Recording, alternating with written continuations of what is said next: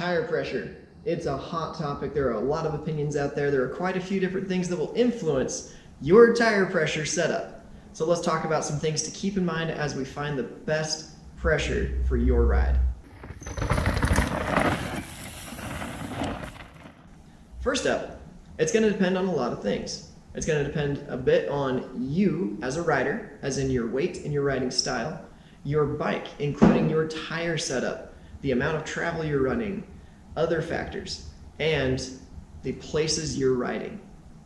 I've heard some people riding in the desert, including myself, running quite a bit more pressure than usual. If you're on a smoother type of trail, then you're going to run a little bit lower pressure. Now, let's talk about the actual pressure itself. I'm going to hesitate telling you numbers because I don't want to say, hey, here's what you should run, because it's going to depend on so many different things. Personally, I run right around 25 and 30 psi front and rear respectively. The reason why they are such different numbers is because sometimes I'll pull up over a rock, but my back wheel will still hit it. Hence, I need to run a little more pressure on that back wheel.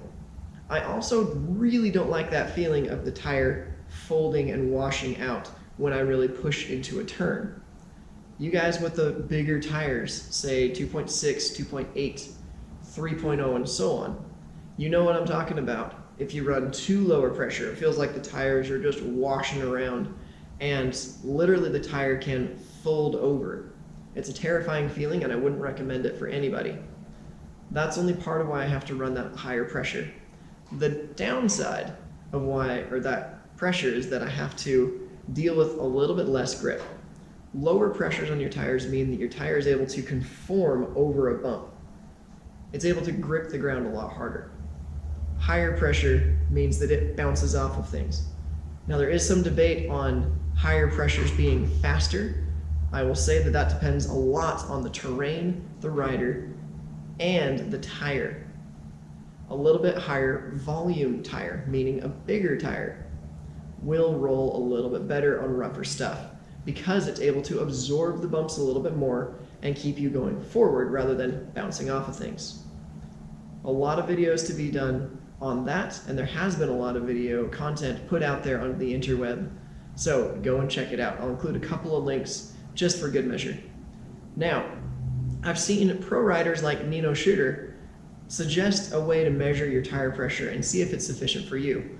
What he did was grab the tire like such and just wail on it with all he had. He was suggesting that if you can get to the rim without too much effort, your tire pressure is too low. If it takes all you have and maybe you can barely get to the rim, I'd say that's a fairly good place to start as a baseline. From there, you can adjust up or down depending on your riding style and what you need to do. I'd also recommend you keep in mind how much your rims are worth to you. Meaning if you smash into a rock, you dent or bend your rim, how much is it going to hurt your wallet? And how much is it going to be worth to walk out from wherever you are if you don't want to ride out, or if you don't have the stuff with you that you need to fix it. Keep those things in mind as you find the right tire pressure. Other things to keep in mind, if you're running tubes versus tubeless. If you're running tubes, you have to run a little bit more pressure. The reason being, if I go and hit a rock or a root as well, it's very easy to pinch the tube in between the inside of the tire and the rim, hence the term pinch flat or snake bite. I literally thought it was a snake bite, but I was like 9 years old. Didn't know that the term referred to two holes coming in from the rim and pinching that tube. I since have done it out on the Slick Rock Trail and in Downieville. It was a bad idea. The reason it happened in Downieville is because I was on a demo bike with tubes and I didn't air it up enough. I thought, oh yeah, I want some more grip, I'll ride safe and careful, you know, it's totally fine. Now, 4 flats later, I didn't learn my lesson, eventually made it out because of some very kind people that gave me some tubes, got us out of there alive, and we still had a great day. But if you can learn from that experience and avoid it yourselves, then fantastic. So let's sum up a bit.